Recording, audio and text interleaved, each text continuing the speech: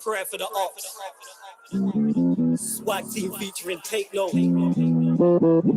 Jody, Benji, Flawless. Big up my swag team for real. Let's fucking go, baby. Let's get it. Yeah. Mach 11, dead him. Send a nigga back to hell. Just go and meet his brethren. You can tell the Lord that I sent him. Say it.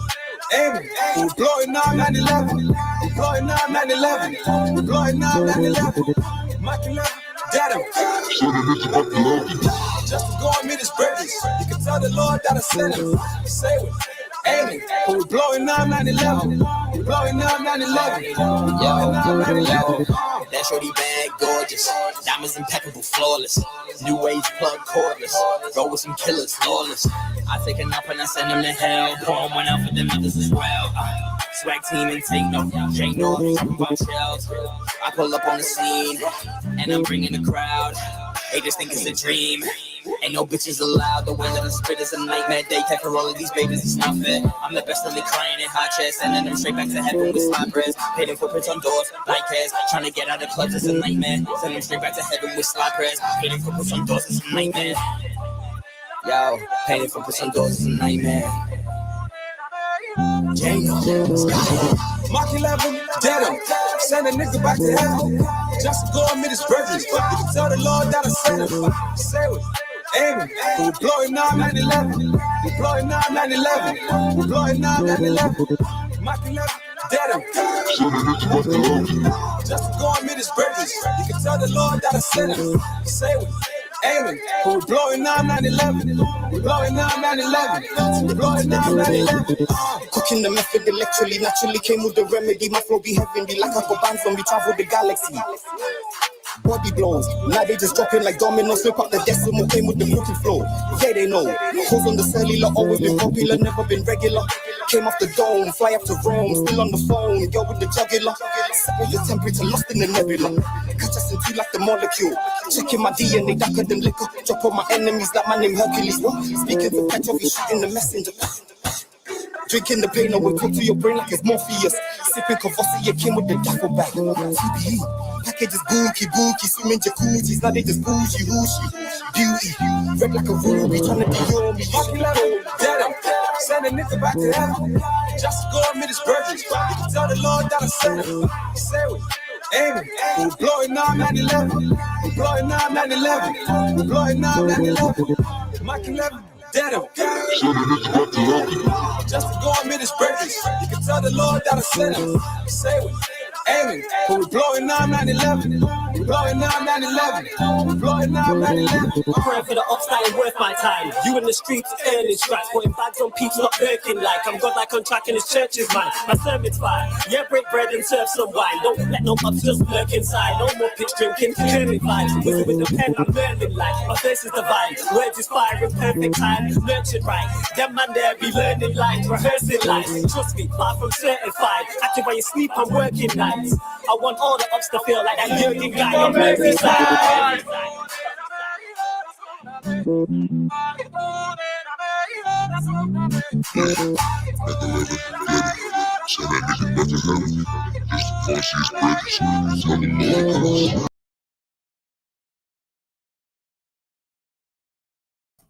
Yes, people. We are back live. We are back live on the Sarcasm City TV YouTube for another ManDem United podcast dedicated to all things Manchester United. That track you heard there is the latest release, Prayer for the Ops, Swag Team Jody, featuring Benji, featuring Jay North, featuring myself. Go run it up. It's on the Swag Team Empire YouTube. Official video out now. It's going to be out on all streaming platforms August the 8th, people. But yeah, the video's out now. Swag Team Empire. I will drop the link in the chat during the stream. But yeah, ManDem United podcast on a Wednesday. Apologies you didn't get the show yesterday. That is fully on me, people. So apologies to Ivorian. Apologies to all the supporters as well. Fully on me. But we are here back in the building. Ivorian, what are you telling me? You good though, first and foremost? First and foremost, man's good, man. What a banger, bro. Like, I'm not gonna lie, the instrumentals too much, the flows are too much. Everyone's doing their parts, you know. But I'm out here not praying for my ops though. Yeah, I don't be fuck all praying that. for my football ups, bro. If I want them to Yo, fail, like I'll I pray said for in the no comments. ups. Why do you think I started my verse then? I said prayer for the ups that ain't worth my time. Like I let people know from the start of my verse what time it is. But that being said, people, because this show is a day late and we didn't do it yesterday, it's only right, man. I had to go and get a massive special guest. Been here before, but the fact that he's been here before and is a regular guest, he's easily the biggest person that we've had on the channel in terms of brand. Easily, the fact that he continues to come on the channel is cold. Like I said, when it comes to producers, when it comes to grime producers, definitely on the Mount Rushmore. Like you're lying to yourself. If you are a grime MC, you have definitely wrote bars to his instrumentals. Never mind the mainstream stuff he has done as well. Welcome, my Don Predator, to the building as well. What are you saying, fam? You good? Yes, I'm good. You good? Yeah, man. All blessed, man. All blessed, man. Good to have you back in that. Good to have you back. You feel me in that? Yes, You're looking you all are. you're looking all summertime over there, fam, in the black and white. I see you. Trying, I'm trying. You ain't trying. You doing. You feel me? But yeah, love to everyone that's locked in. Make sure you hit the like button on the video, share it across all the socials, subscribe to the channel. And we've got a lot to get to in regards to Manchester United. A lot to get to. Cristiano Ronaldo saga continues longer than a Dragon Ball Z saga. He's leaving early. You know what I'm saying? We don't know what's going on with De Jong. He's still not here. Chelsea might be trying to hijack him. We've got Dean Henderson as well, talking the talk. You know what I'm saying? Dean Henderson saying a lot. Dean Henderson is saying a lot. Like I said, those three things right there, people. Like I said, the Cristiano Ronaldo leaving early. We got De Jong, who's still not here yet, who could be getting hijacked by Chelsea, and Dean Henderson talking the most. So we're going to discuss all of these things. Please keep all your comments and questions Manchester United related. Ivorian, I think I know where you're going to start, because when me and Ivorian talk on Mondays before the show, people, and I'll say, all right, what we talking about? He'll say to me, what we talking about? And I was like, there's always the Ronaldo thing. And he's always like, oh, what a Facioli is, what a Facioli is.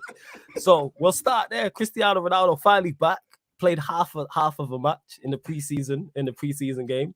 Then left early. We'll get into somebody put Ten Hag's comments. I mean, yeah, someone put Ten Hag's quotes in the comments regarding that. But your time, Ivorian, your thoughts on Cristiano Ronaldo leaving early in it. Penardo, that pussy or that keeps moaning and complaining about, playing elsewhere, wanting Champions League football. Oh my God, he just makes things worse, and I can't find any ways to back this guy no more, He's just putting himself on the plate for a Flawless to just lap him up and just say, you know what? I told you. You see what I'm talking about when it comes to Cristiano Ronaldo.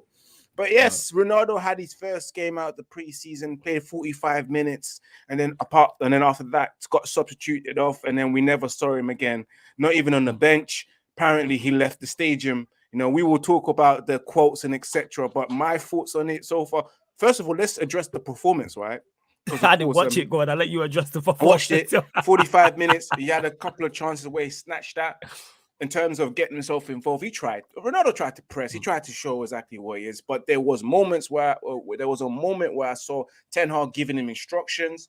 And I don't really know what was being said, but I can see Ronaldo nodding his head and etc. Maybe he's agreeing, maybe he's not agreeing. But Ten Hag doesn't really care if you are CR7. You got 453 million followers on Instagram. You got a lifetime contract with Nike. You've won 6 Ballon d'Ors. Ten Hag doesn't give a shit. He don't care. He will talk to you as he wants to talk to you in the way that he's meant to talk to you, because at the end of the day, egos mean nothing to Ten Hag. And I'm sure he was giving him instruction of what he saw, what he didn't like, and what Ronaldo could do during the first 45 minutes. And then after that, guys, that's where the story kicked off with Ronaldo leaving early. At first, we all thought, okay, let's not talk right now. Let the truth come out in the media, because there's no point commenting on without not knowing the facts, whether it's been sanctioned for him to leave early, just like the other players left with him. Yeah. But today, after finding out that the club did say it was sanctioned, or there was an agreement in place for some players who wasn't playing, who wasn't in the starting 11, wasn't even in the squad to leave early, but I don't know whether there was permission for Cristiano Ronaldo himself. So with Ten Hag coming out, it seems a bit of a little, maybe he's throwing the club underneath the bus or contradicting the club as well in terms of the statement that they made earlier on. But in my opinion, for what has come out, because I first thought, no, if Ronaldo left without any permission, this is what I'm talking about. This is totally unprofessional. And I don't care if you're a CR7 fan. Yeah, and you've been licking his ass throughout the whole entire year. You've got This time, please spit his dick out your mouth and accept the fact that this guy is turning into a virus. No, there's people that still have Ronaldo's dick in his mouth, in their mouth, and they just won't spit it out. They just won't spit it. Whatever he does, whatever. I would have said it like that, but you are spitting. You are spitting in it. Like, it's the truth. You are spitting. Whatever in it, he does, saying? they accept it. They say, "Oh, Ronaldo has the right to leave." You know, he's the GOAT and all that kind of stuff. But boy, this is now regarding whether you love Ronaldo or you love Manchester United. Manchester United is bigger than Cristiano Ronaldo. For him to have left, I saw it as an unprofessional move very early. And again, all of this relates to it being we've got a bad apple in the dressing room that really wants to leave, doesn't want to be here. And at the same time, I thought Ronaldo was a true professional, but then again, he's done the same thing at Juventus towards the end of his tenure, and also the same thing at Real Madrid, and of course at Manchester United, where he accused us of holding him up as a prisoner at Manchester United when he wanted to leave at Real Madrid. Yes, let's not forget that, guys. You know, he was asking Bannon to free Ronaldo back then in 2009. But yeah, the whole Ronaldo situation, I am deeply, deeply disappointed in his behavior of late. You know, it's just totally unprofessional. Just before the start of the season, and me right now, Flawless, if I was to be honest with you, I know he's CR7, I know he's great, but he needs to be riding bench on Sunday. You know, he's not entitled to start on Sunday. Yeah, just ride bench for a while so you can understand whether you really want to be here or not. Because at the end of the day, we want everyone to be in harmony, singing from the same hymn sheet, you know. And we have a player right now that clearly doesn't want to be here, clearly giving us tantrums, clearly acting like a diva right now. And it doesn't help the squad at all, because if you see Ronaldo doing this, it will only influence the others, especially the young players. We've got someone like Garnacho that needs mentoring, because apparently he broke rules during preseason. Was he the one that was late? Was he the one that was late? There's no name is mentioned, but I'm just saying apparently it could be him, because of course he never really played any of the games. So the road points to him at the end of the day. Maybe it's him, because he finally got to play on Sunday. But we've got a young man like Garnacho that needs mentoring to be shown the right way of how to behave as a professional football player. And he's seen someone like his icon Ronaldo behaving in this kind of way, and it doesn't help the team, you know. Doesn't help the team's atmosphere, the morale of the team as well, in terms of what we want to achieve. But it doesn't help at all. But we will talk about the quotes later on. But I want to throw it to Predator so he can have his say. We're going to get to the quotes. Don't worry, you lot. We'll get to the quotes, all the questions. Big up everyone who is locked in as well. Large up everyone. I see you all. I will get to it. Shout out to you as well, Rachel. You know what I'm saying? If this is the Rachel message me, so I know it is the real you. It is her. Is it her? Yes, I need to get Rachel on it. But the reason why I've not got Rachel on is because Rachel will spin, man, with her football knowledge in it. Like, you have to be prepared. You like, come correct, you know. No, serious. I put her streams with her. Her press different. You know what I'm saying? And like her press is different. She presses way more than Ronaldo. I'm saying. Oh yeah, definitely. But yeah, Predator, we'll go to you on this. So in first, I don't think we spoke since Ronaldo actually came out and said he wants to leave. So your thoughts on him leaving early in regards to the friendly match. Also your thoughts on just the Ronaldo situation in general. So him saying he wants to leave, him offering his services to clubs, no club saying they're coming in for him having a family emergency. We don't know if that's true. And anything else you want to discuss in regards to Ronaldo? Honestly, not really, because Ronaldo's a player that doesn't want to be here. So if you don't want to be here, I can't care about you. I'm a Man United fan, not a Ronaldo fan.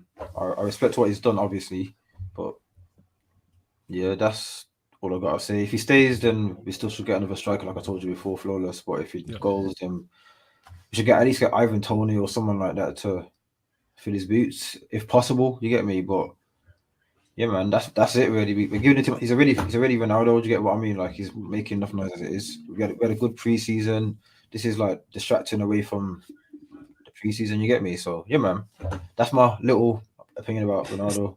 Yeah, Sean, sweet. Like that's what I've been on the entire time with it. Like, if you don't want to be here, leave. I'm cool with that, because the thing is, before he said this, I was like, all right, let's see how Manchester United can work with him. Can Ten Hag get something out of him? Can he be not pivotal, but can he play a part and have play a big part in Manchester United having some success? Because I think in the Europa League, he'll be fine. But the moment he said he wants to leave, I said, cool. I didn't even begrudge him that. I was like, I understand why you want to leave. I get it. But the thing is, I knew no teams wanted him. I seen this on the horizon. I said this when it happened. I said, he is not going anywhere. I said, these people talking about Chelsea, people talking about Bayern Munich. I said, Tuchel is a very smart individual. Bayern Munich are a very smart and clever football club in the way they operate. Neither of those clubs are going in for Cristiano Ronaldo, and we've seen it. And now he's come back. He's leaving early. Reports is that other players left early, and reports is saying that Ten Hag is not even reports. Ten Hag said it himself. He's unhappy. Here it is. Ten Hag said, big up Theo as well with the comments. He says, you will always be judged on what you are presenting now, performing now. So the team and Ronaldo himself has to prove that they can play under him. So yeah, man, we're going to find out. That's what he's saying there. It's key there. He's saying it's all about now. People always, when they talk about Ronaldo, it's all about what he did in the past, what he did at Juventus, what he did at Real Madrid. Don't tell me what he did at Real Madrid and Juventus. Predator said it there. He's a Manchester United fan. I'm a Manchester United fan. We all are. What are you doing at our football club? The titles you won in Italy don't matter. The Scudettos you picked up for Juventus, the Champions Leagues and the Ligas you won for Real Madrid don't matter over here. What are you bringing to Manchester United in 2022? Don't bring me evidence from 2016, 17 or 2019. This is why I didn't want him in the first place. And people are like, oh, where will the goals come from and stuff like that? If he was that good, why does nobody want him?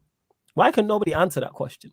He's available at a cut price and is willing to drop his wages. And if you actually make a bid for him, you're negotiating from the position of power because he wants to leave, because he's unhappy. But yet still everyone's saying no. When people are like, oh, United are holding him hostage. Who's made a bid for him? How are we holding him hostage? What is he trying to achieve? Do you know what's he trying to achieve, Ronaldo, at this point of time? I think he wants to move. You want everything. Do you get what I mean? Like, what more do you want? Yeah. Like, if you really want to leave, I've said this before, you could buy out your contract. You could hand in an official transfer request. That could really put the pressure on. But self-awareness, is key and is lacking from him. And I say this is on him this season, and this is on him last season for coming to Manchester United. Because I always say this, when he turns around and says, oh, I want to challenge for top honors, I understand that. But if you want to challenge for top honors, why did you come to Manchester United in the first place? We haven't, I say this all the time, we haven't challenged for top honors in 10 years. So you thought you was going to get here and turn it around. It's like, that's what it was. You really thought you was going to get here and just due diligence and just self-awareness of the teams we're up against. When you look at City, when you look at Liverpool, you thought you was going to land and improve. Like, I don't get it whatsoever. I'm lost. Maybe someone can figure it, can tell me in it, because I don't know. Paramount says, I don't certainly accept this. I think this is unacceptable for everyone. We are a team and you have to stay until the end. I like that Ten Hag said that. Big up Justice as well, who's a member. He says, so you are saying if a player wants to leave, it can be a cancer if the team doesn't let them go. Cucurella, Fofana. It depends on...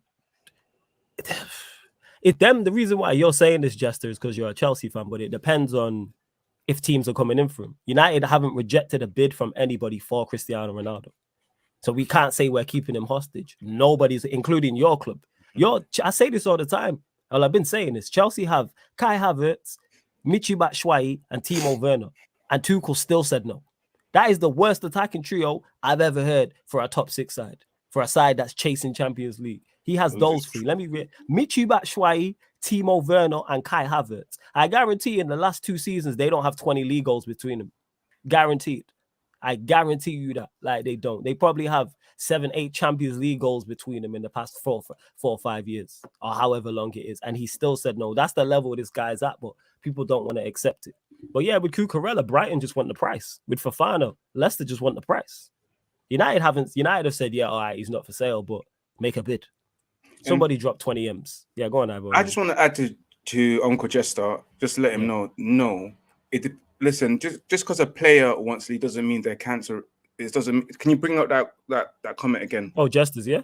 Just because a player wants to leave doesn't mean it can be a cancer if the team doesn't want to let them go. No. It doesn't mean that. It means what I'm talking about is the behavior of the person, that football player. There's players that want to leave their club, but they behave in a professional manner and say, all right, cool, can't get my move. All right, say no more. Man's going to be a professional, true professional, work hard, do things as I was doing every day, just like a normal work space, work life where you don't like where you work, but you're willing to put in 100%, and you're not willing to be a bad apple, not willing to come in late because you're unhappy. That's what I'm saying. Ronaldo is not behaving professionally, not coming to training, leaving at half time and all that. That can be cancerous. But if you're a true professional, if you want to leave and you're behaving right and accordingly, that doesn't make you cancer. If you understand. Yeah, Jez, sorry to cut you off. Jez, slow mode is on. Slow mode is on, Jez. It's just different accounts, so do what you can. You're a mud fam. But yeah, go on, carry on, Ivorian. No, as I was saying, it's just about the behavior that can cause that person to be a cancer towards that club. If, again, like I said before, if they behave irresponsible and they just don't turn up to work in terms of training and don't perform at all, they could be a cancer. You know, don't attend team meetings, they can be a cancer. They will end up being the bad apple. But just because you want to leave, that you don't have to behave in that kind of way, and that won't make you cancerous. At the end of the day, you might just want to show other clubs how good you are by outperforming, like Ronaldo did in his final season, where he was not given the move that he wanted to get to Real Madrid, but they was given one more extra year and said, if you know what, if you perform for us, we'll give you your move to Real Madrid. And that's what he did. That was back then. That was the young Ronaldo that needed to prove himself. This Ronaldo here is something completely different. Absolutely, absolutely. And big up to Daniel as well, because he's gifted 5 memberships, people. So large up my guy Daniel, and he's gifted 5 subs. So, 5 memberships. So whoever he's gifted those 5 memberships to, I can't see who. Make sure you big up Daniel in the chat, always supporting the channel. And you can see him on the channel as well. Link for the membership is there. It's in the pinned comment. Many great perks, including how to get on the channel, Q&As, how to take priority on Q&As in terms of questions. Also, you'll jump the queue for the fan calling shows as well, because the fan calling shows are starting to get like fiery because the season is starting. Like yesterday's one, go check it out on the Twitch, people. Like people was talking a whole lot. I seen the people have Chelsea finishing 6th, Spurs finishing 2nd. I was like, this is wild. United 3rd, Liverpool 5th. I'm like, yeah. Like it's all wild. But yeah, man, big up Daniel, man. There he says in a gifting mood. But yeah, literally on the Ronaldo saga, I think it is gonna drag on till the end of the season, and I think he will be here at the end of the season because I don't think anybody wants him. That's what it is. I don't think, brother. What are you saying? Are you like in the thoughts of where? How do I put this now? Do you still see him being able to have a positive impact this season if he does indeed stay? Because I think he stays, or you might think different. You might think he's getting a move. Like I said initially, if he stays, cool. If he wants to go, he can go. But as a player in Ten Hag's system, he could help. There'll be more chances in the box now with our wide players, obviously. So yeah, obviously he scores goals no matter what you think about him. He scores goals. He got 18 last season, if I'm correct. Yes, and that was light work for him. Yeah. And he didn't have the best service, did he? So yeah, he will benefit, but he's not long term. He's got one more year, and either way he's going. Like, so he's a short term solution. So yeah, well, therefore a short term solution it is. And again, Predator, I don't think we spoke since all the signings we've made. So I'm not sure. I don't think we spoke since Malacia, Martinez, Eriksen. All right, so we'll go there. Just the rumors about them. Yeah, it was all rumors. Yeah, I think we spoke literally like the week before the Malacia deal came in. You know what I'm saying? It was so. We'll start there and we'll go with the Malacia deal. Thoughts on Malacia and a new left back coming in, and Tellez leaving as well. Thoughts on both of those? Well, it's an answer in one really. Tellez leaving shows that already the manager prefers Malacia over Tellez. True. Because I didn't see that coming. Luke Shaw is on the ropes now, but like we saw with when Tellez came in, it made Luke Shaw better. So it could be a tactic because it's only a cheap buy anyway. Looks good so far. We'll see how he does. That's all really on Malacia, but I like him so far. Oh, that's calm. And that I've already obviously we spoke on Malacia, but Tellez looks like he's leaving on loan to Sevilla, I believe. Talk to us on that. Oh, Tellez, you know what? Said, oh,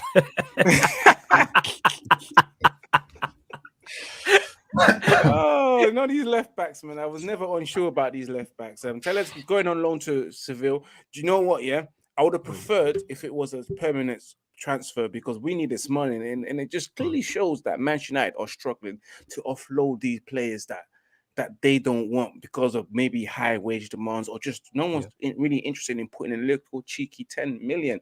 And when we bought Tellez for a cheap price, so it's just shocking to see the fact that we're struggling to sell Tellez, but have to loan him. I'm glad that they will be I believe they'll be paying his wages in full. But okay, that's good business. That's good business. But there is no option to buy permanently, which should be included. You know what? If he was to ask me, Ivory Spats, who would you have preferred to stay between Shaw and Tellez? I've seen Shaw for almost 9-10 years with Too 8 long, man. assists to his names. Yeah, throughout those 8-10 years, you know, and I haven't seen a good handful of Luke Shaw because he's been injured for about 4 to 5 years out of those years. I would have preferred him to get sold, you know, because he needs to move on. As good as he is on his day, he still needs to move on. I would have liked to see Tellez stay because he's just got here. He's got something to his game.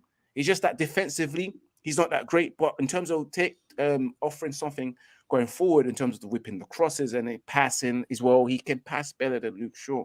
You know, he overlaps as well. So he's still got stuff to add to his game. But again, he's not good enough. He's just not good enough. But it is what it is, man. I wish him the best with Tellez. Hopefully he does well in Sevilla. But it's just sad that he will be coming back to the club. And are we going to sell him at the end of next season, or are we going to do what we did with Martial and give him another goal the following season? That's what I would like to know when he comes back. But good luck to Tellez, man. He should have got sold, though. He just should have got sold. Yeah. Oh, it's a loan deal. It's a loan deal. It's a loan deal. Yeah, it's a loan deal. Oh, well. Loan deal. I think though what you said that Ivorian in regards to they're paying his full wages, that's good business. Would we have preferred him to have been sold? Yes, but I think our outgoings are being slept on. With Pereira leaving for 10 million, you know what I'm saying? Now Tellez is gone. Henderson alone. Obviously, we're gonna get to Henderson's because Henderson was talking like he was saying all that a lot. After he left. Hey, someone in the I missed that today, still. I missed that today.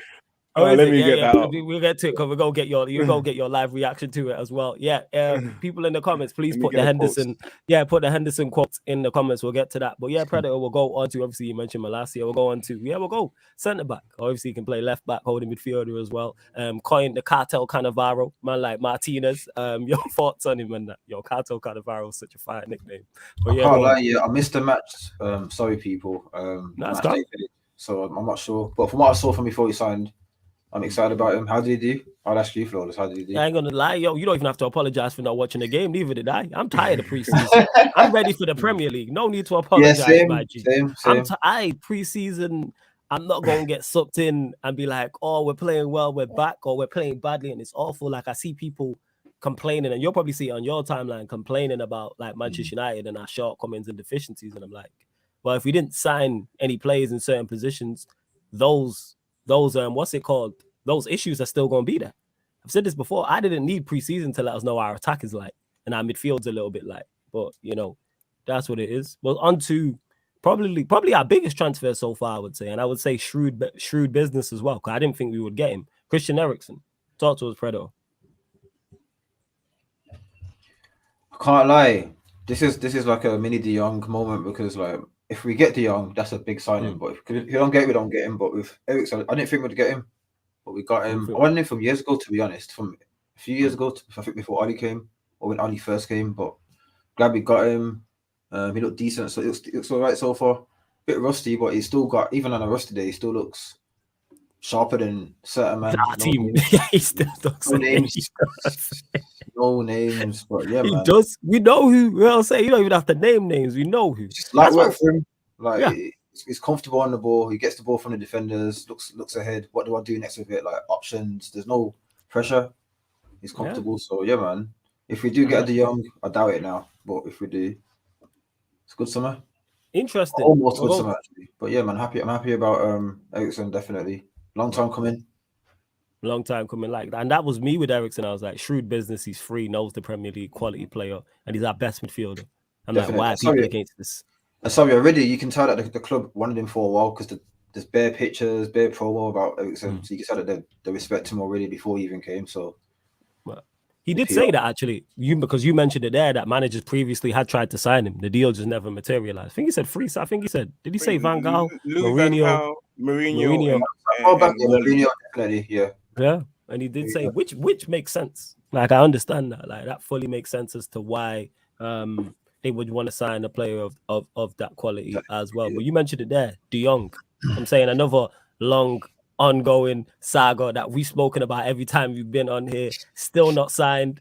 it seems Chelsea are interested and they could try and hijack the deal. Chelsea trying to do to us what Barcelona have done to them. Yeah. But we'll see. They try to do to us what we did to Arsenal with Martinez. But De Jong, you mentioned it. You said you're not fussed if he gets here or not now. So is that where you stand on it? Why is that? Only because who else is there in his position that we can get, like, apart from De Jong? That's that good. Nice. That's potentially available, because if the way it's going on at the moment, he might just stay. But if Chelsea get him, that is an absolute par. But obviously, it's about Champions League, isn't it? If I'm moving club, I still want to do Champions League. Still want to be in that limelight. You get what I mean? I'm still young. Ten Hag, I respect you. You help man get here, but I'm not going backwards and going forwards. You get me? Man, you right now is a backwards club. You know what I mean? So it's what it is. The game's the game. But yeah, man. If we get him though, I'll be gassed, definitely. Yeah. But yeah, man. Go on. He's a Barcelona player. He is a Barcelona player, but it's like that man. I keep saying it at Crooks, man. How they get away with this, I don't know. They owe man 17 million and they. You know why, bro? Because of clout. Because of clout. Because they're. You reckon it's a clout thing? Just they can get word of mouth favors here and there. It's ridiculous, yo. How they continue to operate in that manner and just be out here. Just shameless, like just no dignity. You know what I'm saying? Like they're not even signing low-key players. Like they signed Lewandowski, they signed Rafinha, they signed Christian. Like they hijacking deals of other people. Like how dare you don't? I use this analogy all the time. How dare you don't pay your current employees, but yet you're hiring new people? That is a piss take. Imagine you're at your job and they don't pay you for 2-3 months, but yet they're out here and you see a whole load of new people coming in. Like, yo, what is going on? Where's my money? Which I think is a slowdown. But that's the thing, Flores. Like Barcelona, the definition of a broke guy that keeps getting piff things, and you're just wondering, you don't have money though. How are you drawing these piff things? You've got no money. How are you selling them dreams? Like really? How?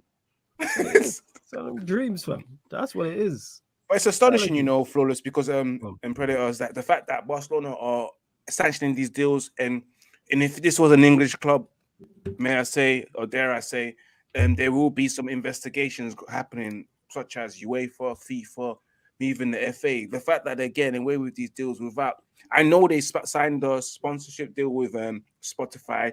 They've got a lot of money in, but again, there are players they still can't register until they balance the books. So how is La Liga allowing this to happen? How are they sanctioning these transfer deals? Liga don't care. Want to talk. Just because it's Barcelona and they need that money in the league. It is what it is. Because you know, Spanish La Liga, in terms of broadcast revenue and generating revenue for the money, is nowhere near the Premier League. So they probably do need Barcelona to try and do well to bring as much money as they can for La Liga. Yeah, well, it's like, and we've seen them do this. Like, look how they tried to complain about the Mbappe deal. You know, when they tried to sign him this summer, they tried to block the Neymar deal, if I'm correct as well. You know, these men are just crooks. You know what I'm saying? And just straight up crooks, man. You know what I'm saying? The Spanish FA, UEFA, FIFA, straight up crooks, because these men are just doing this bareface. There's no bass, there's no bally. You can see this. Like, we all know. We've been speaking about this. You know what I'm saying? Like, De Jong's openly owed money. And it's not like it's a minor amount, man. This is 17 million people. Like, that's not no minor amount of money. Like, let my Malasia money, you know. Yeah, man. Let my job owe me £17. Never mind 17 million. I'm pulling up for my £17. Like, this is outrageous. And they're just allowed to get away with it. Hey, everyone that's locked in right now, make sure you hit the like button. Let's jump the likes up. Share this across all the socials. Subscribe to the channel. Sarcasm City TV. Road to 5K subscribers. Make sure you subscribe to Red United TV as well, which is Ivorian channel. I am going to add it into the title. And yeah, man, let's go into, we'll talk about Dean Henderson and what he was saying and that. So he says here, the conversation I had coming out of the Euro squad was, you're coming back here to be the number one. I got COVID-19, came back, so I should have still been the number one, but then nobody followed through with what they told me. He also went on to say, to sit there for 12 months, it is criminal, really. At my age, I was fuming. I told the hierarchy that I needed to be playing football and to let me go. And then he went on to say, I like that. This is my favorite part of this. And I was almost gone before the manager came through the door. I've not spoken to him since. And he added on top of that, he said, because I know if the manager would have seen me, he would have wanted me to stay. Hey, I'm all for self-confidence. do your thing, innit? Yeah, but Ivorian, your thoughts on what you said. When I read this, I was like, raw, Dean Henderson, you know you're still an employee of Manchester United when you're coming out. Wow, you know you haven't left permanently. You don't need to come back to your manager, right, and actually say, oh yeah, I said this. I'm so sorry. Disciplinary meetings. And you know what's so bold about him? The fact that he thought he was gonna get minutes, and the guy that was there that promised him minutes was a fool because he's a liar. He was a born-bred liar. You know, he lied to us about a lot of things. Yeah, he lied to Dean Henderson about his minutes. He lied to us saying that he'll be successful here. Yeah, and he promised that. He lied to us. So, bro, nothing new. But Dean Henderson himself, you need a reality check. Like I'm speaking to Dean Henderson because you need a reality check. You're nowhere near as good as David De Gea for you to think that you deserve more minutes than to be number one goalkeeper of Manchester United. I said it before. Dean Henderson, when David De Gea was 19, and when you was 19, you was on loan, riding bench trying to develop. David De Gea was playing first-team football for Atletico Madrid from the age of 18. Won the Europa League with them when it was called the Super Cup, whatever, UEFA Cup or whatever it was. Won it with them at the age of 18, and then moved to Manchester United at 19 to be in the stick as a wonder kid, as a goalkeeper. His levels above is clear from Dean Henderson. Dean Henderson had just literally been realized by the English press when he was age 23 or 24 at Sheffield United. And you think that, you can be number one goalkeeper for Manchester United. And he was given the opportunities, and we saw the mistakes. We saw he's just a decent shot stopper, good 2 feet, you know, in terms of distributing. But apart from that, you don't have the cojones to keep for Manchester United behind 76,000 fans. For him to come out is very bold, and that's, again, that shows a level of entitlement that I've seen through a lot of Manchester United players. That's not all that. That you ain't that great, you know, you ain't that good. In terms of his ability, I hear that. But if he was promised the number one spot and he didn't get it, he has every right to say something. If Ollie did say that to him, then he's every right to be like, I should be the number. I was told I'll be number one coming back. Like, yeah, but like you should look at yourself in the mirror and ask yourself in the mirror. That's why I asked everyone, am I that good? Let me be real with me. Let me go on FIFA and see my ratings. Yeah, I'm not good, bro. I'm not good. No, he does think he's good though, because he did say, yeah, like I said, the self-awareness is a different thing. Pick up his boldness and his confidence. But these players at Manchester United, a lot of them think that they're entitled to be starting. Like, for example, our boy Marcus Rashford, he thinks he's level above a lot of people in the world, that he should be a starter for Manchester United, and was confused for the fact that he wasn't getting minutes under Ralph Ragnick. Jesse Lingard as well, for some reason, thinks he should be playing. You know, yeah. The reason why that's different, because like I said, if he was told, despite his level, because I don't think he's better than De Gea, but what I'm saying is, despite his level, if he was told he's going to be number one goalkeeper, then he never got his shot to be number one goalkeeper. He's going to be annoyed. Why it's taken for him to leave and this long for him to say it now, I don't understand. Like, because that was the last regime. That wasn't this manager. Like, if Ollie was still in charge and he had said this, I go, you know what? Fair enough, because Ollie's still in charge. That's nothing to do. Why are you blaming your new relationship on your past relationship? You know what I'm saying in that? That's like blaming your new partner for shit your old partner did. I don't put that on me. You know what I'm saying? I wasn't here. Like, that's legit what it is. That's what he's doing. Oh, I was promised the number one. I was promised this and that. Right. I didn't promise you that. He promised you that. So why did you not take it up with him then? Like I say, the timing. I understand his frustration. I'm just saying the timing's off. Why not kick up with us in January? It's live, flawless. It's not all the time, everything that you promise you get. Your parents have told you that they'll buy you a PlayStation 5 and they just gas into you. And they told you, I promise. Like, a girl that you've been chasing will tell you that you're the one, but she's seen other guys. It happens in life, bro. It happens in life.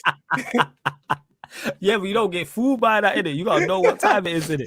I take everything anyone says. Oh, fam, don't even. You're going down a different lane. Right, I really thought I was the one. You know, she told me I was the one. Yeah, you foolish if you think. Oh my god!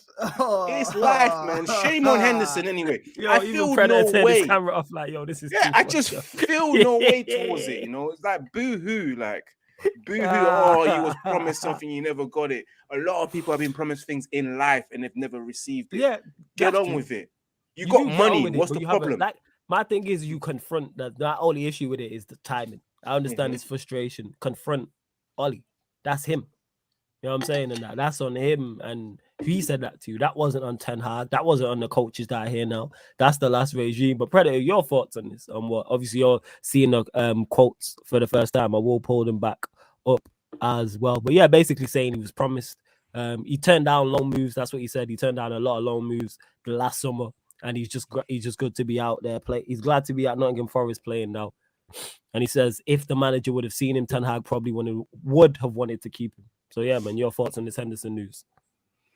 First time hearing it, obviously delusional, no offense, but it's like people that want to do something that's not for them. Like, it's not for you, bro. Like, a long-term dream, you like it, but it's not for you to do.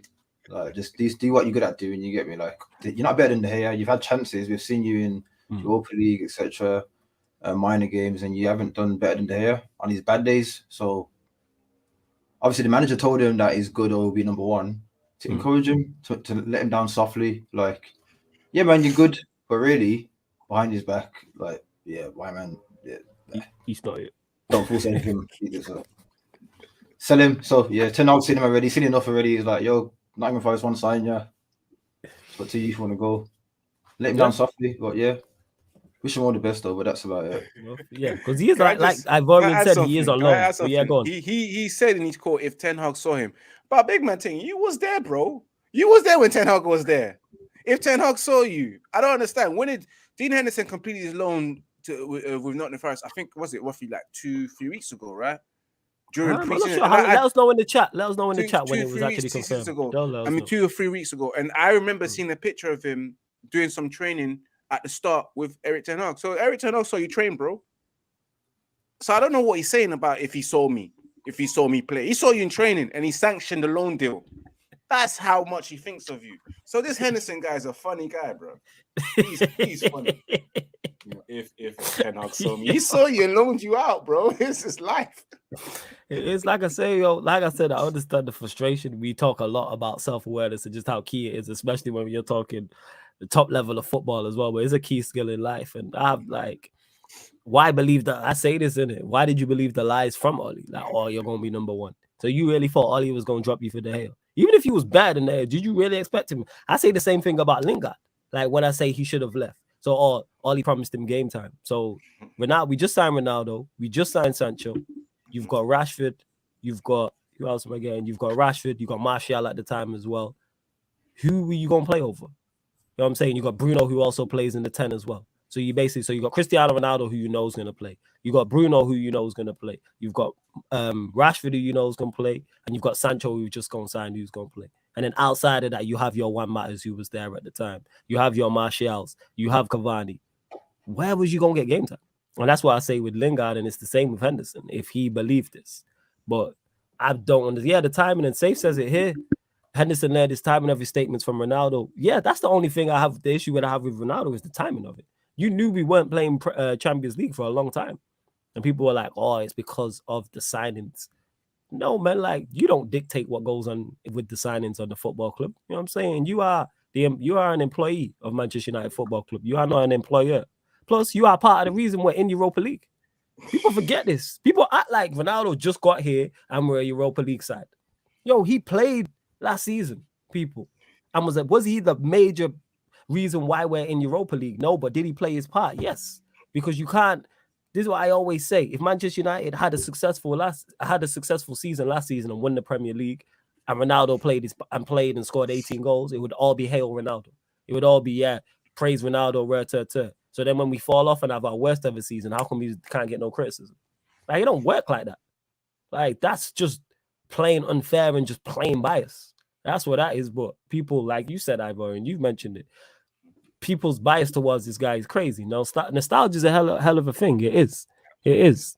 Olu says, let me get to this comment. Laptop moving a bit slow. Shouldn't he be pissed that he wasn't playing? Wouldn't it be worse if he accepted that he's number 2? There's a way to go about it. So it's like, I understand him. I don't want any player to be happy to be in on the bench, but work on your game. That's what it is. Work on your game, improve, try and get better. Like, that's legit what it is. Safe also says, I understand Henderson's frustrations, but those comments are going to help his future. He just has to deliver now. Now he's at Nottingham Forest. He has to deliver because you are under the spotlight. You're under the spotlight anyway, but even more so after this, you've just heaped a whole new pressure on yourself. Because now it's like, all right, is he good enough to be United's number one? Like, that's what it is. That's what it is, because you don't want to be a number two. And where else we are? Oh yeah, big up UK Drilly. Says when all the ups that fell like that Jurgen guy on Merseyside. Big up, man. People love that bar. I'm saying that now. I did not expect that bar to get the response. All the shit I said in the verse, all the stuff, you know what I'm saying, racking my brains, trying to come up with metaphors and punchlines and similes and multis and all this. And then boom, that is the joke bar is the one that everybody, yo, love to all of you lot. Go make sure you run up the numbers on the prayer for the ups tune. Make sure you do that. So yeah, man, we've discussed Ronaldo, we've discussed Henderson, we've discussed De Jong, Tellez. Anything I'm missing, Ivorian? Or anything Predator you want to discuss? Because you've not been there in a minute. Is there anything Manchester United related you want to discuss that you've seen? What do you think about tonight so far, you guys? Question. Go on, Ivorian. What do you think of what? Sorry, Predator. Ten Hag so far.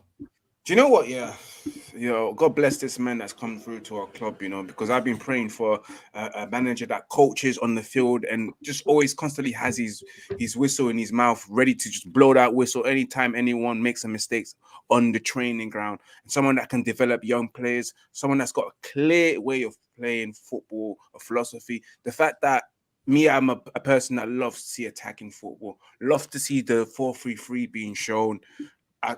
All the time, possession based as well. I'm all about total football.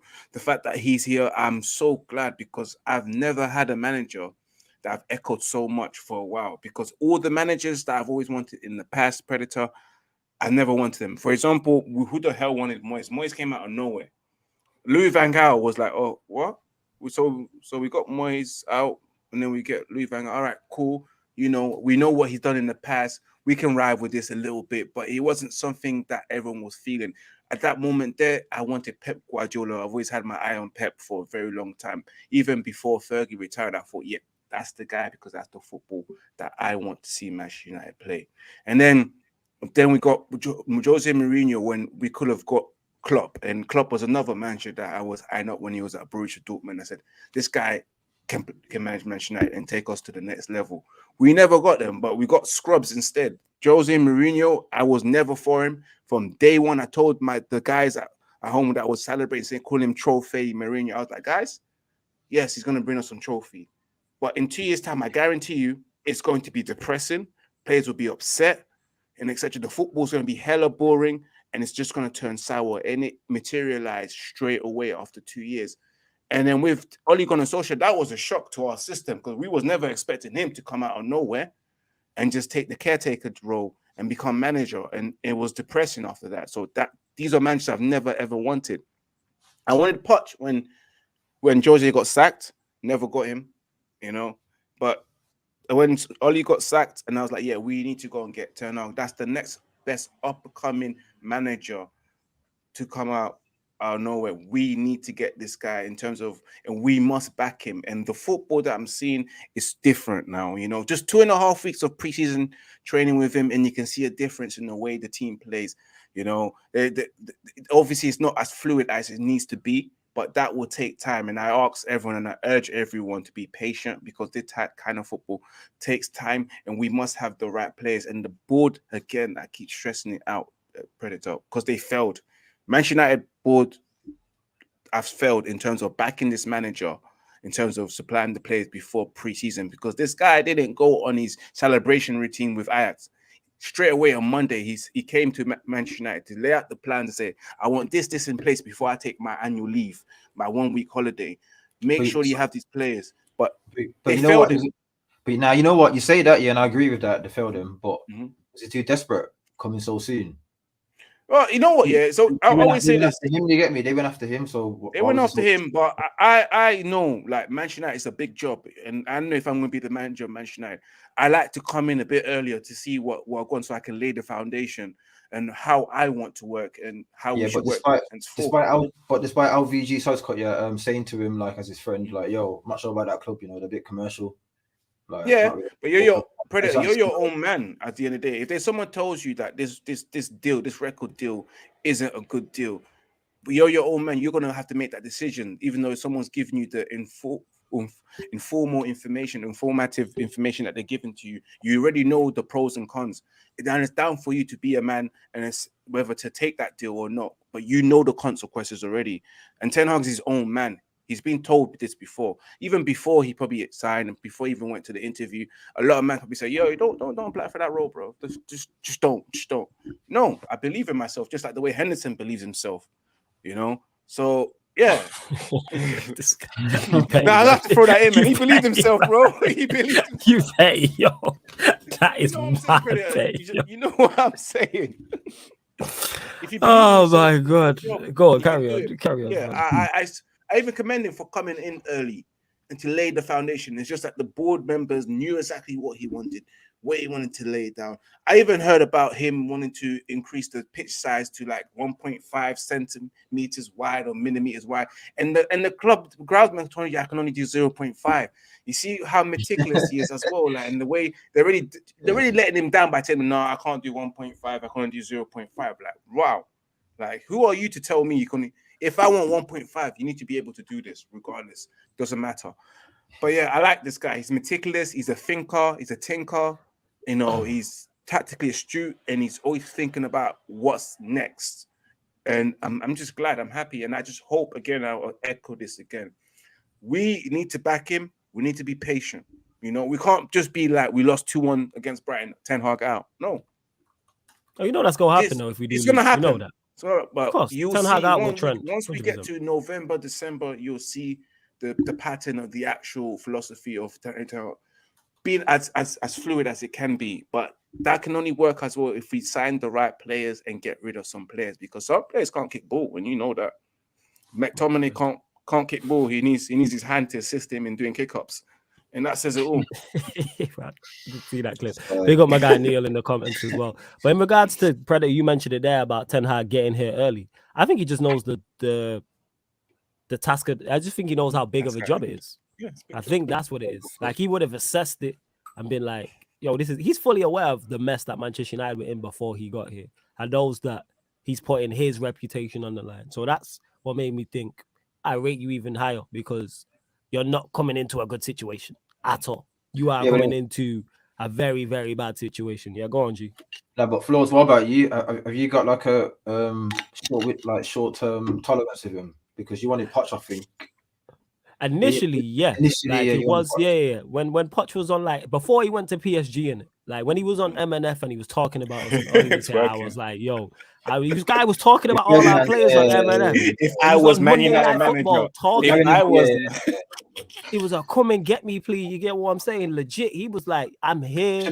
Man is a free agent. We should, at that point, yes, I fully agree. And then we let him go PSG, and then our season fell off, type of thing. So yeah. So with the that's when I wanted Poch. But in terms of Ten Hag landing, Ivorian already mentioned it. Meticulous with his approach, which I like. We need a drill sergeant. Like, everything I heard about him before he got here, I'm with it. In terms of short term, obviously a style of play you want him to implement, which I've already seen already. I've seen him implement the style of play. Just in preseason alone, you can see the difference, which lets me know you don't need 3 years and 400 million to implement your style. He was doing this before he signed any of his players, because it's that easy to do, to clear getting instructions. All the coaching videos I love. Again, meticulous with his approach, a drill sergeant. When you look at Pep, when you look at Klopp, they're like that. And that's what I want. Another thing, the odd preseason game I've caught in terms of like 5-10 minutes. I'm watching on my TV. I can hear him shouting instructions. Love that. And people be like, oh, it's the basics, but we've been starved of that. And people are like, we have been starved of anything. Like, I seen United cohesively press. I almost cried. You know what I'm saying? In that, I see us putting triangles together, moving the ball around. I see us have an idea trying to play the ball out from the back. Like, there's a plan of attack. Yes. Do we lack quality in certain areas? We know this. This is why he's trying to improve certain areas. This is why we signed 3 players. This is why we're linked with De Jong. This is why we're linked with Anthony. Talks as a striker. That if we do sign, let's say we sign those 3, that's 6. That's more than half your outfield. So he's fully aware of where we're at, which is what I like. So in terms of short term, definitely on the pitch, you want a system implemented, more entertaining football, more attacking football as well, and just more of a plan. Like, when we go to, say again, like I've said this before, when we're playing a team who we are inferior to, can we put up a fight? Because I've seen teams who don't have our quality go places and put up a fight. I see Crystal Palace play against City. You know what I'm saying? And go, and whether they lose, I've seen them lose to City but put up a fight. I've seen them draw. I've seen them beat Manchester City. They don't have our quality. I've seen Brighton go to Anfield. They don't have our quality last season and go butt them off the park. So it's like, how come Brighton can do it with less talent, but we have more talent and can't do it? And that comes down to coaching and getting the very, very best out of what you have. And that's what I like about Ten Hag. Again, can't preach it enough. The coaching, for the first time, coaching. I do more coaching on pro clubs than Ollie did. It's crazy. People have said that to me in the chat. We'll be running FIFA, and I'm talking to the team, and people be like, yo, you do more coaching than Ollie. And it's not no joke. This guy just offered no instructions, a type thing. So that's how I'm looking at it with Ten Hag. So yeah, man, very happy about it. And for the first time in a long time, optimistic going into the season. I believe we can genuinely do something. Where I'm really judging him is Europa League. We need to win that competition. I keep saying this. Premier League to me is secondary. Will we be in the top 4 race? Yes, I think we should be in the top 4 race. But hand on heart, I don't believe we're one of the best 4 teams in the country. So therefore, Europa League is what it is for me. I'm saying win the Europa League. Big up to my guy Neil in the cut as well, who says it's transition for you, man. Still think we're battling you for the same spots. Is it transition? Yes. How well Leicester do, I don't know. Because I think we should be in a top 4 race, but I think we'll fall short. Like if we finish, I've said this, I think United will finish 5th. But if we finish 5th, 6th, or 4th, it wouldn't surprise me because I don't believe the gap between us and the 2 North London clubs is astronomical. So that's how I'm looking at it. But again, people, like I said, I'm going to keep reiterating this. Europa League is what we have to target. If we don't win that, I'll be disappointed. Of course, context matters. So in regards to if a good team drops out from the Champions League, like a Bayern Munich or something, you get a surprise dropout and you book them in the competition and they knock you out. But other than that, or injuries and obviously the World Cup and stuff like that, other than like the injury record, I mean, the injuries Liverpool had like 2 seasons ago when everyone was beating them, when they lost like 7 games in a row at home, when they lost to Fulham and Brighton and them, man. That team, you know what I'm saying? And them teams there, 100%. Shout out Mel, like, yo, 100% they did. Them, man. They lost to Fulham and Brighton and them, man, they did. Jez says, damn, y'all were really starving. We was, but Jez, you should know this. You're a Spurs fan. You constantly starving, fam. You know what I'm saying? And it's just a way of life for you now, Jez. You know what I'm saying? You're a Spurs fan. You should be what's it called? What's the word I'm looking for, man? You should be understanding. Because you've been here. You see the struggle we've been in. You've been struggling, you know what I'm saying, your entire life as a Spurs fan. Where did you not win? Were you even old enough to remember the Carling Cup win in 08? I don't even know if you're old enough to remember that. Large my guy, Jez, though. Taychad says, man, you need to realize release CR7 and move on, that's supposed to say, and strengthen up that back 4. I hear that. No, I haven't watched the Arsenal Netflix documentary yet, but I will watch it. When is it actually out? I don't know. Has it come out? Because I seen a little clip of is it the 4th or the 5th? I saw a clip with Arteta playing in training in Anfield because I was about to play Anfield and they were playing You Never Walk Alone anthem behind so they can get their match ready. And I don't know whether they lost 4-0 to Liverpool at that time just to get them in the mood for the atmosphere of Anfield. So I'm not too sure, you know. But it looks interesting though. Yeah, it does. Absolutely. It does look interesting, and it's going to be great for all non-Arsenal fans. That's what that is. It's going to be great for all non-Arsenal fans. It will. Safe says, I'm back in Ten Hag all the way. If you can't do it, then the club's in deep trouble. Like I say, with Ten Hag, he might be the guy who sets up for the next guy. He might not be the guy to take us from where we're at now to competing for Premier Leagues and Champions Leagues. He may be the guy that sets it up for us to become just a top 4 team again. I keep saying this, like, people are really trying to run before we can even crawl. Legit. Like, people are trying to run before we can even stand up. We got to stand up again. We got to get on our own 2 feet on balance again. And people are talking about running. Like, we are currently, as it is right now, not one of the 4 best teams in our own country. And people are talking about us dominating in Europe and going to challenge in Europe in the Champions League. Like, no. Let's solidify ourselves here first. Let's become one of the 4 best teams in the country. Then the 3rd. And then you build, and then you build, and then you build. And Europa League, that's why it's important, I think, that we win that. We should do the Mourinho thing. If we win the Europa League and finish 6th, that's a great season. And then Ten Hag can realize who he can work with, who he can't, get rid of some more players, bring in some more of his own players, because the club's backing him. Like I say, we signed 3 players with linked with 3-4 more. I'm saying you're talking 6-7 players. That's pretty much near enough for outfield. Then when you add in a Sancho, you add in a Varane. It's like, right, it's quality here. It is. It's And quality. and when Pred is back, we'll get his thoughts on Ten Hag as well. Why did Arsenal I don't think you mentioned Martinez to Predator. Because he did say last year he spoke about I did. Eriksen, You mentioned Martinez. He said he's not seen a lot of him. Yeah. Oh, But okay. Predator, your thoughts so far? Switching your question back on you with Ten Hag. What have you liked? What you've seen and heard so far? Yeah, good preseason, I think. Especially against Liverpool, that was a very good start. I know it's just a preseason game, but it's still the same players, still the same manager that was sitting down rather than standing up like he usually does, gassing. He was quiet and stunned, but it happens in football, you get me. But yeah, man, good so far. Obviously, like you said, flawless, and Ivan is not being backed at all, but we'll see what he does. I'm intrigued about Rashford playing it underneath him. He's been all right in preseason. We have to be honest, like he's been way sharper than previous games. So we'll see what happens with him. Obviously, Sancho, what do you expect? He's going to really cook underneath Ten Hag. Who else? Fred's been all right. McTominay, it's time to go on loan or. Try not to laugh, but let's just keep it real. Let's just keep it real, lads. Like it's just not. Yeah. Who else is there? That's done all right. Right back. Hello. I've been impressed with him as well.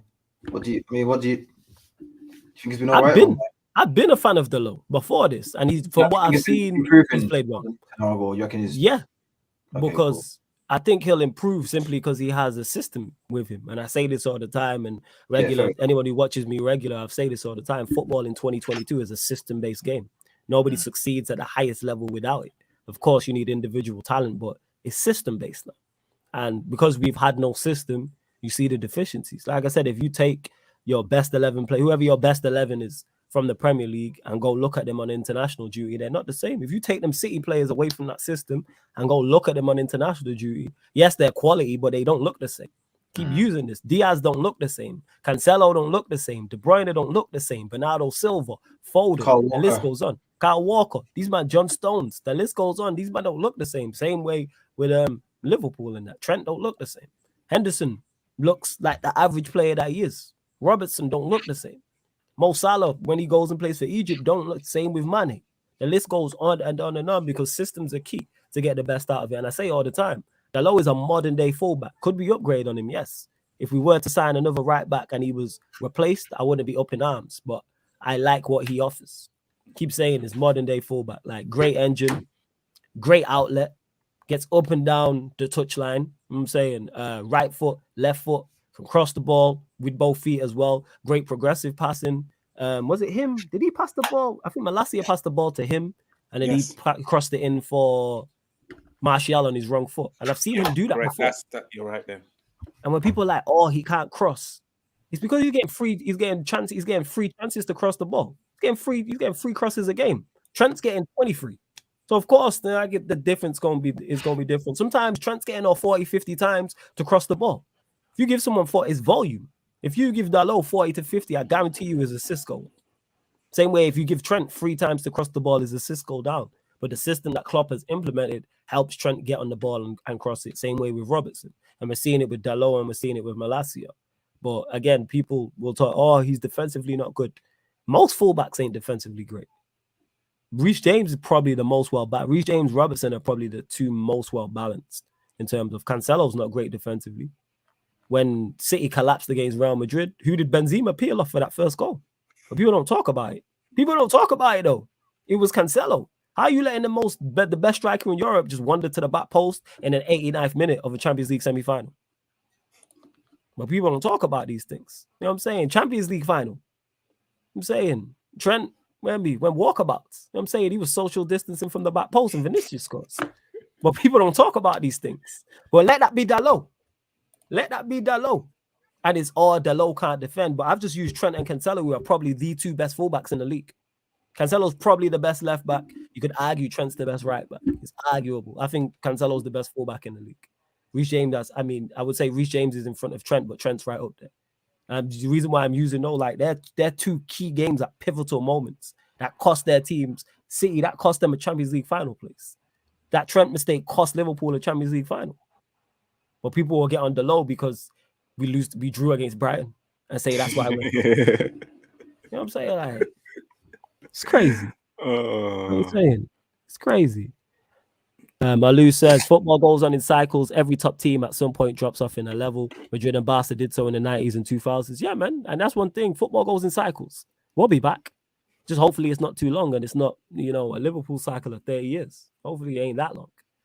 I'm hoping so. Dalot is one of the most complete footballers we have from a technical standpoint. He is. He's very good technically. He is. It's just United's turn now. Ferguson did a great job to sustain it, but it was bound to happen. Anyone else impressed you, Predator, in preseason? Or anything else in regards to Ten Hag as well he may have said or in an interview or anything like that? Yo, you on mute, fam? Yeah. Yeah, no worries.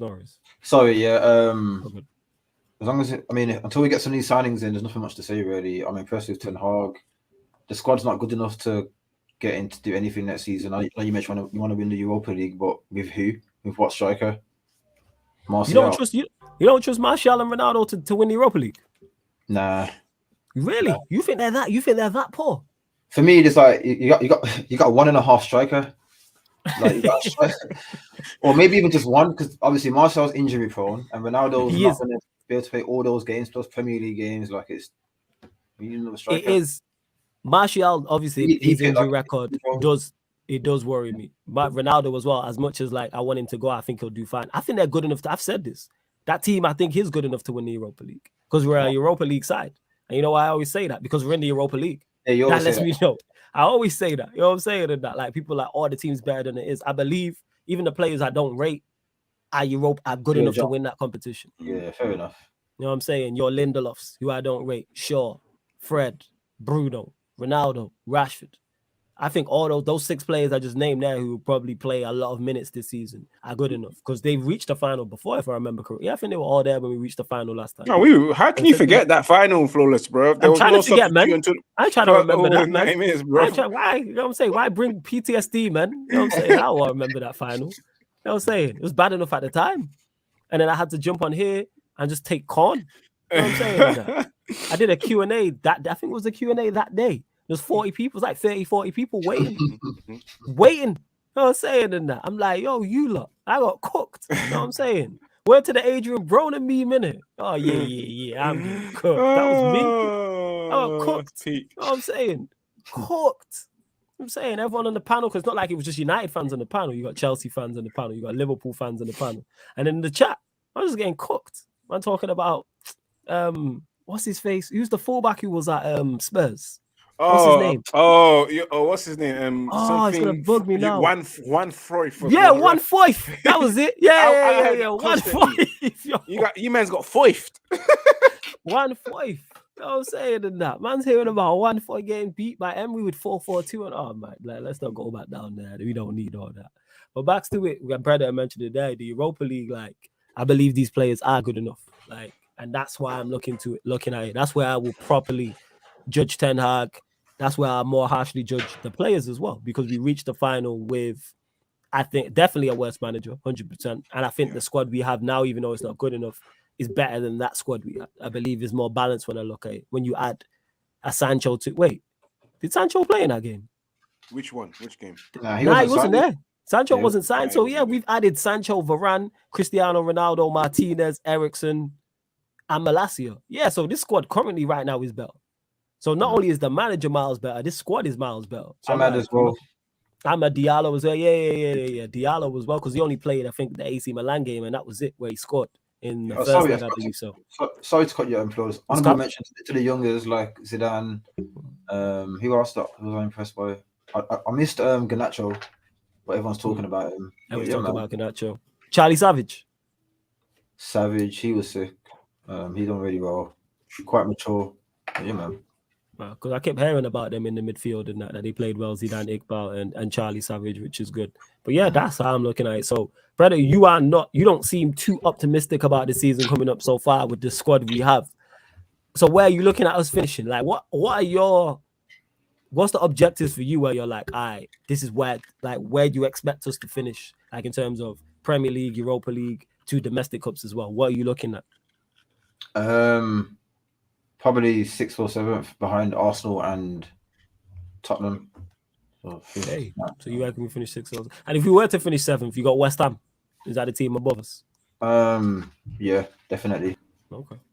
Fair enough. Obviously, Ten Hag's a good manager, but it's his Premier League in it. Like, I'm not gonna put myself in like gas him. Like, Yeah. Get me like Mourinho. Like, I'm just gonna see what happens in it. No, I hear that, man. That makes sense. All right. So, what do you think the very best is we can do? So, say for instance, Ten Hag takes to the Premier League. Also, you're saying 4th is the you're looking at is that's the best if it goes well. All right. It's first season, like there's no expectations. First season ain't had the best window. True. So we'll see, but I don't know. You never know. But yeah, I'm not gonna like jump on that bridge and say, oh yeah, we're gonna do this, that, and that. Look at Gabriel, Arsenal. We can't really banter them right now. They've got. You get me, like Gabriel. Yo, the Arsenal could get it. You know what I'm saying? Obviously for banter, but you get me. I don't know. We'll see. We'll see. I can see us playing them in Europa League. I can see that happening. I think it's got like not in the final, but like the semi-final or the quarter-final. I can legit see us playing Arsenal. You know what I'm saying, because the final we was talking about, we should have played them that final, but they got beat by Villarreal, and Cucurella has signed for Chelsea as well. Yeah, Surfer just said that. All right, so that's the Q&A topic right there. Big up Surfer in the cut, large up everyone in the cut. Don't forget the pinned comment, people. If you want to join the membership, the link is right there. Many great perks. Make sure you hit the like button, whether you're watching this live right now or watching this back. Continue to share it across all the socials, subscribe to the channel, and continue to get your questions in as well. Before we close out, people, we're going to close out in the next 10, 15 minutes. Get your questions in, but please keep them Manchester United related. So Ivorian, obviously this will be the last time we speak before the first game of the season. So the Premier League is upon us. We play Sunday at home to Brighton. Hoping we don't lose to Brighton and them, man. You know what I'm saying? Because I can't be taking them jokes. So hopefully we get the business done. So 2 questions to you, Ivorian. Thoughts on the season, how you're looking at it in terms of where we can finish, what we can do in the Premier League, Europa League, and the Brighton game as well. All right, we look at my expectation this season.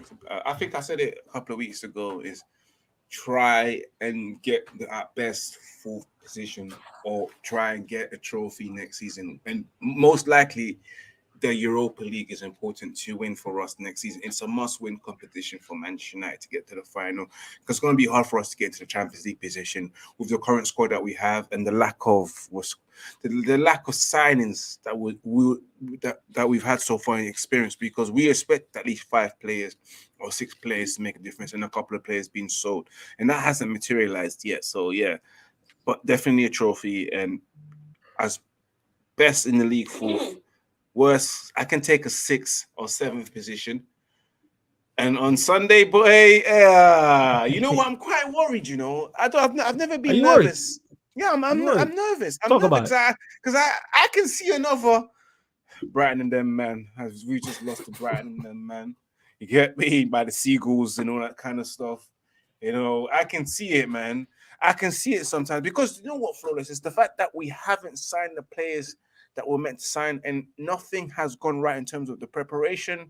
It being okay. The fact that scrub Ronaldo that's come in late, you know, we haven't signed a striker, you know, to back up Anthony Martial, and I don't have that much confidence, you know, when I see a Martial and Rashford, you know, because they are not clinical enough, and I call them the B-Tech, Dwight York and Andy Cole, because they're not clinical enough. You do my guy Tony like that, man. No, I love Tony. He's one of my boys, bro. He's like, if I had to choose who I had to hang out with, me and Martial will be chilling on the roads and all that stuff in Paris and etc. on the ends. But I love Martial. He's my brother, bro. But at the same time, it's the what we've seen in the past, Flawless. It's the inconsistency, you know, being in the game for 90 minutes and all that kind of stuff, and that is still there with Martial. And I'm hoping Ten Hag can overturn that. But again, it's just that I don't feel that Marcus Rashford and Anthony Martial are clinical enough. You know, at times they miss a lot of good chances where that need to be converted into as a goal. So I'm a bit scared. That's why when it comes to Sunday. So I'm still hoping for a win. You know, I'm as a Manchester United fan, I'm looking for at least a 2-0, 2-1 win, a comfortable win where we can see this Ten Hag football and leave the pitch at the 90th minute and everyone going home saying that, wow, Manchester United have turned the way they play their football around. You know, they're actually trying to play Brighton off the pitch because Brighton played us off the pitch. That being said, they have just lost Cucurella. I know they've lost Cucurella and the guy that scored against us. Yeah, so that's gonna hit them. It's gonna be interesting, but they played us off the pitch, flawless. That 3-0, 4-0 wipe that they gave to us, they played us off the pitch. If we can correct that and play them off the pitch, then that's a little progress, in my opinion. Okay. So yeah, but that's my opinion on the match on Sunday. I'm so hoping for a win. You know, I want to enjoy my watch along. I want to enjoy my watch along with a smile on my face instead of having a screw face all the time watching Manchester United saying, "What the fuck is this?" You know, we've watched the match like this. You spin, fam. We want to enjoy it with a smile on our face. Like, I'm enjoying every pass, every moment, every attacking phase is looking sexy. You know, we're oozing, we're ahhing, we're moaning as much as we can, you know, and enjoying it and drinking it in. I want to get to that this season in watch-alongs instead of being disappointed and pissed off and angry of what I'm seeing. I never liked what I've seen before, and I don't like what I don't like, you know. That's the truth. Fam, I hear that. I'm one of them in it. I'm looking forward to the season, to be honest. But I'm just hoping it's not all like it's not just deflating if we don't win. We have to win. Number one, like obviously that is the most important is winning. Secondly, as well, we need to 110% point. I want to see a better performance, man. Like, I'm not saying the football has to be absolutely sensational, but we can't get bucked off the park. Like you mentioned it there. Brighton can't come to Manchester United and Old Trafford and they having 60% of the ball, 65% of the ball. Like I'm not with that. You feel me? And I'm not with that. So I'm looking, obviously, result first and foremost is the most important thing, without doubt. But I'm looking to see a better performance. I'm looking to see us react as well. What happens when, because Brighton will have their moments, what happens when the momentum's with Brighton? Whether we're winning, whether we're losing or drawing. What happens with the momentum's with them? Say they start off well and we don't start off well. How do we react to that? How do the players react to that? How does Ten Hag react to that? How do the players to react to Ten Hag's instructions? How do they react to any substitutions he makes? Does he switch the system?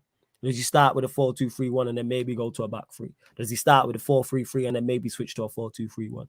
All of these questions that are going to be answered in this first game here, just alone. And there'll be more questions after that. Because how does he set up the game after? I think we got Brentford after away. Then it's at home to Liverpool. Yeah. So we straight into the gauntlet. Because one thing I'm going to say is Old Trafford's going to be rocking. Old Trafford is going to be rocking for that first game, 110%. I'm just hoping the players give the crowd something more to cheer about. Because the crowd going to be there for the first 5 or 10. New game, new opening game of the season. Guarantee you the sun will be shining as well because it always shines opening day of the Premier League Sunday. Everyone's going to be hyped. Like I almost win. Everyone going to be hyped. So I'm hoping that the players do that. And it seems the front three is going with Sancho, Martial, Rashford is going to be the front three. I like it. I like it as a front three. Can it be improved upon? Yes, of course it can. But I'm saying it's good enough for what we're trying to do. And what we're trying to do is compete for the top 4 and win the Europa League. That's legit in my eyes. And if we do finish 5th, 6th, 7th and win the Europa League, man, even if we finish 7th and win the Europa League, gets us back into the Champions League, we win a trophy, European trophy, great European experience for the players, great European experience for the manager as well, and then we get to build upon that. Then when you go into the summer window, the one after, you can then say to players, all right, we got Champions League football. You can show them the project. You can't just tell them, you can show them like, look, this is what I'm doing. Like you've seen what I did year 1. This is my plan year 2, year 3, year 4. And build upon. And like I said, make us a top 4 side again and make us a Champions League side again. That's where we got to get to. But we will see. Let me get to some more of these comments as well. Large ball of you lot as well. Safe says, Ronaldo has a scrubbish attitude. Where does his professional image come from? I think it's more so his professional image comes from himself, his discipline. That's where that professional image comes from because he's never out of shape. Ronaldo's been in shape for the longest. Everyone knows he's meticulous with his approach. Everyone knows the story that Evra told when he went to his house and Evra just went for lunch. And he said, I ended up doing a whole training session. Never went back to his yards. Never went back. He just got people mulling around and stuff like that. Things like that. So that's where that image comes from. Big up my guy Dan as well says, big up a bit late. Would it be an awful window for United if De Jong don't sign for you and somehow goes to Chelsea after all this wait for him to sign so long? We'll go to you on this Predator. Would it be an awful window if United don't sign De Jong? Yeah. Because we spent so much time chasing him. And who do we Fair blame? enough. The club, or do we blame director of football, if you want to call him that, or do you blame Ten Hag? I think it's a mix, because here's the thing: is you don't always get your targets. So it's kind of like that. That's how I look at him, and like people act like you always get your targets. Everybody misses out. City went in for Harry Kane and didn't get him. City went in for Cucurella and didn't get him. Well, no one will be talking about, and City actually need a left back because they sold Zinchenko. But nobody will be talking about City doing bad business. I said this. I remember having debates with the chat. You was the Ivorian when people was talking about the bit. Oh, look at the way City are doing business. They signed Calvin Phillips and Cucurella. Now everything's as it seems. That was Manchester United. That's a talking point. They sold their left back and the left back they went in for, they didn't pay the money for. And now they're a left back short. But no one will talk about Manchester City being a left back short because it's Manchester City and nobody cares. And they have 12 fans. Like, that's what it is. That's legit what it is. I'd be deadly serious people in it. Saying got no fans, man. I'd say all this, like, we run bands about it, but go win it. I don't live too far from the ground in it. I'm Manx born and bred in it. I can count on one hand the amount of City fans I know. I'm born here. I went primary school here, high school here. I went college here. I've worked here my entire life, people. I know more Chelsea fans, I know more Arsenal fans, I know more Liverpool fans. That's just facts. Barcelona fans. I know more Barcelona fans in the UK. Absolutely. More Barcelona, Real Madrid fans you'll find 100%. I've only met two Man City fans my whole entire life, and this is the last 10 years. I'm saying, and I bet one of them is for me. My little sister. and obviously, I know one as well, Jack Grealish. So Jack, this is what I'm saying, and that. Yeah, that's it. Two people. So, yeah. That's legit. But same question to you here, Ivorian. If we don't sign De Jong, would it be an awful window?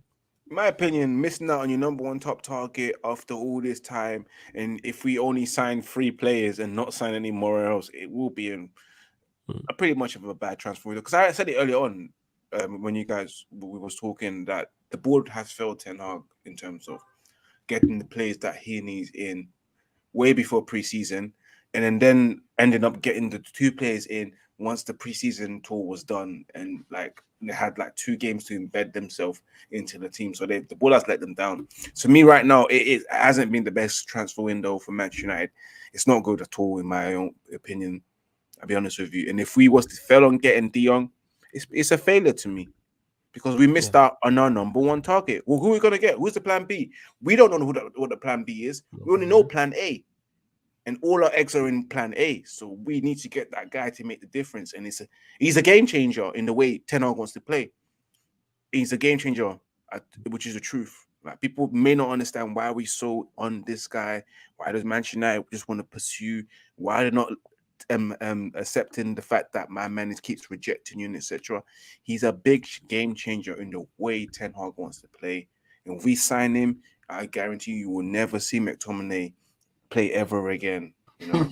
So, like, yeah, it's flawless. Honestly speaking, would it be a failure? Like I said, both Predator and Ivorian have mentioned it in terms of it's your number one target. You do want to get your number one target. Would the whole window be a failure? No. Again, would getting him be a failure? Yes. But when you're going in for 5, 6, 7 players, chances are you're probably not going to get all 5, 6, 7. Somebody's going to reject you. So more so, minus the banter on socials and people, all this, you didn't get your guy. Other than that, I'm just like, all right, where else did we strengthen? Did we improve in other areas? I like the 3 signings we've made. I say this all the time. We've improved our first 11. Like, those 3 signings all walk into our first 11. Malassi is our best left back. Martinez I've not even seen him play. I know he's better than Maguire and Lindelof. And Eriksen is Eriksen.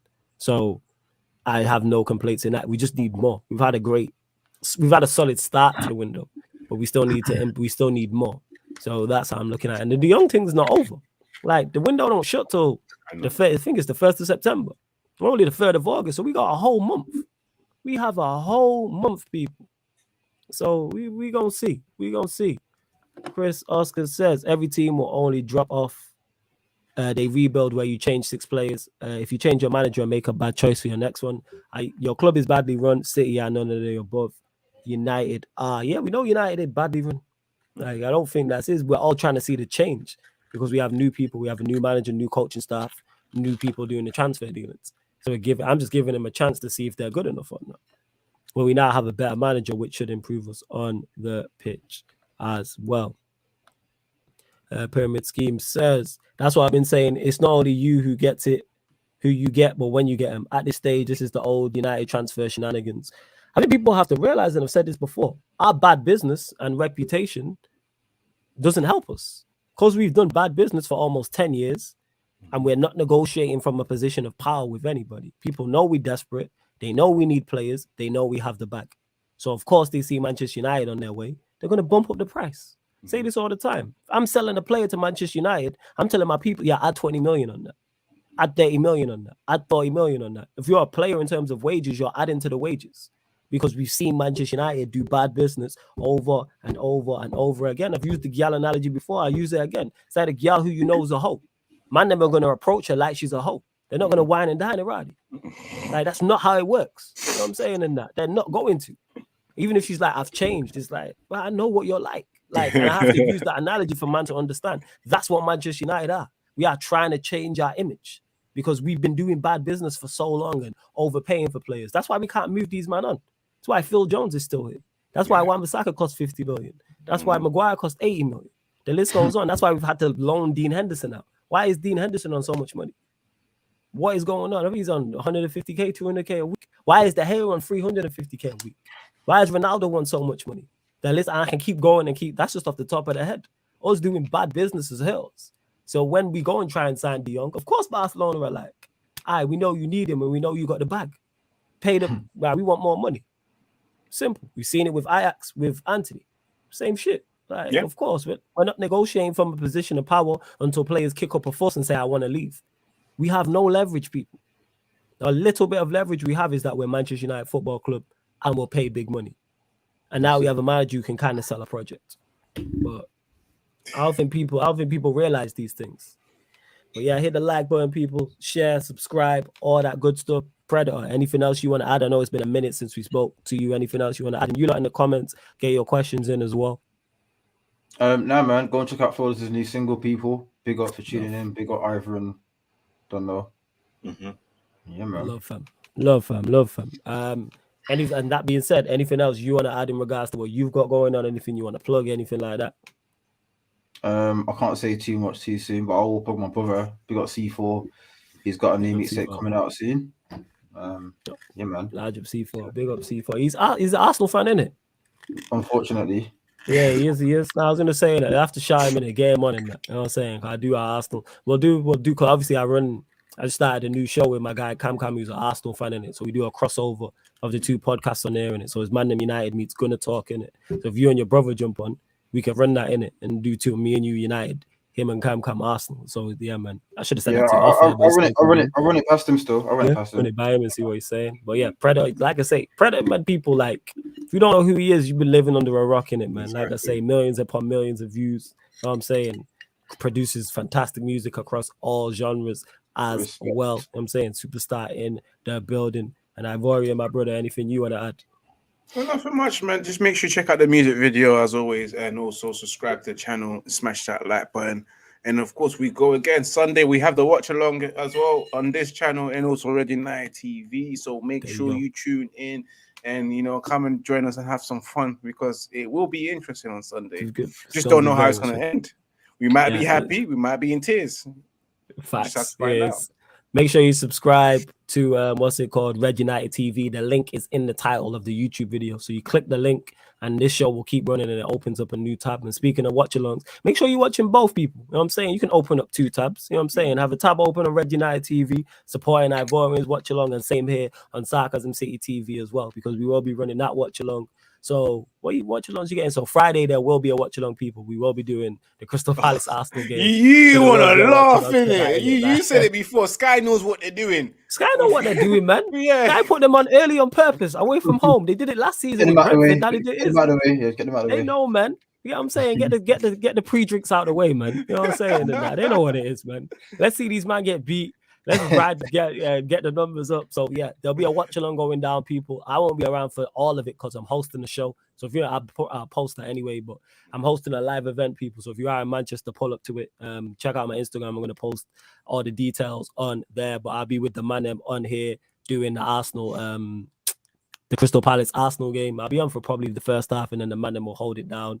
And then I'll probably do a fan calling show that night. Especially if Arsenal get beat, there will be a fan calling show when I get back, 100%. Then Saturday, Everton Chelsea, that'll be a watch along. And then obviously Sunday, you'll get the United Brighton game as well. But all these shows I just mentioned are all on the upcoming live stream schedule. So go look at the upcoming live stream schedule here on the YouTube. Let you know all the shows that are coming up till Sunday night. Same with the Twitch as well, people, because you get separate content on the Twitch. It's not the same. It's like BBC One and BBC Two. You don't get the same content, people. So make sure you get over to the Twitch, man. Download the Twitch app. Sign up for free. The same way you watch and comment on here is the same way you can watch and comment on Twitch as well. So make sure you go follow the channel as well. And Pyramid Scheme, you're not lying, man. Man said the Georgia track is insane. Yeah, facts, man. So we got superstars in the building, man. Sarcasm City TV, we always bring you the best. You feel me? All the time. Big up G. Always bring you the best. And Dan says, Ivorian, whenever you're live, I would love to ask you about the new maybe era of WWE with SummerSlam being a banger this past week. So yeah, wrestling content as well over on Red United. On Red United TV, you know what I'm saying? Ivorian be doing that as well. So make sure you get over there. But love to everyone that's locked in. When we back tonight, people. Sarcasm City Sports Q&A Wednesday night, midnight. We're back. You know what I'm saying? We're back midnight. So yeah, and then obviously you'll get the ManDem United earlier time on Thursdays with me and Eddie. Earlier times 5 p.m. So you get that at 5 p.m. Me and Eddie talking, looking ahead to the start of the season as well. But yo, love to everyone that's locked in. This show will be back Tuesday, 5:30 p.m. And this has been the ManDem United podcast live on the Sarcasm City TV YouTube. Big up.